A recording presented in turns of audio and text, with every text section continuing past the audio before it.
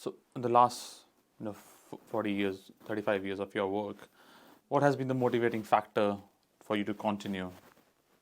Oh, well, for me, do you want to say? I'll say something. For me, is in the beginning, we'd speak to Indians and particularly Sikhs about it, even in Woolgoolga, and they didn't believe they had this history. Mm-hmm. They thought that Indian history or Sikh history started in Australia about 1970. Mm-hmm. So when you're talking about 1797 or even when, the Lascars were here in 1777, they didn't believe this. So they looked at it on us with suspicion. Mm-hmm.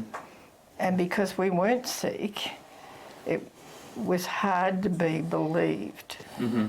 So we had to cross that barrier and bring photographs to them and try and show physical evidence, yes, instead of just talking. That's what, and to elaborate on what Chris was saying, they didn't believe us, but also then, they'd say, okay, prove it. So those photos that I spoke about, and Chris, we used those, and Chris had other photos, and we toured Australia with a photographic exhibition, which also went to the Punjab, mm-hmm. and that proved it. But then they all turned around and said, well, what's in it for you? What are you getting out of it? Mm-hmm. They still wouldn't help us.